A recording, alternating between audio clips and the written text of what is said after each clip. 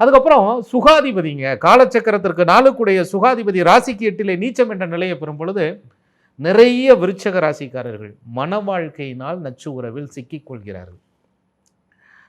கோவக்காரவங்க, பிடிவாதக்காரவங்க அப்படின்னு சில நேரங்களில் இவங்களை சித்தரிக்கிறாங்க.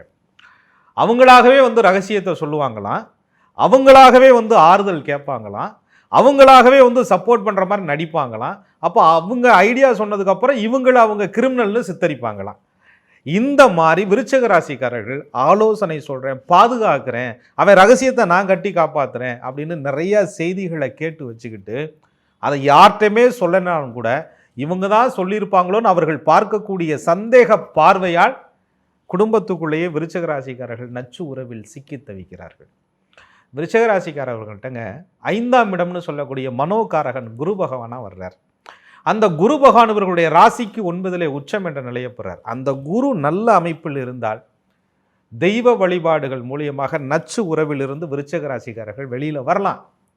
அப்படி இல்லைங்கும் போது சும்மா நின்று சாமி கும்பிட்டா கூட விருச்சக ராசிக்காரர்கள் மனசு என்பது ஒருநிலைப்படாமல் அந்த நச்சு உறவால் தெய்வ வழிபாட்டை கூட பூரணமாக செய்ய முடியாமல் விருச்சக ராசிக்காரர்கள் சிக்கி தவிப்பாங்க. இந்த அமைதிங்கிற சீர்குலைகிற இடம்தான் விருச்சக ராசியினுடைய பலவீனம். அந்த அமைதியை கெடுப்பது தான் நச்சு உறவினுடைய முழுமையான நோக்கம்.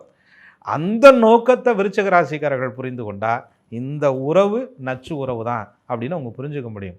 ஆனால் இவங்க மனசு என்ன சொல்லணும் அப்படின்னா, அவங்க 1000 பேசினாலும் 1000 இது பண்ணாலும் அவங்க அதுக்கு காரணமாக இருக்க மாட்டாங்க அப்படின்னு லேசாக நம்பும்.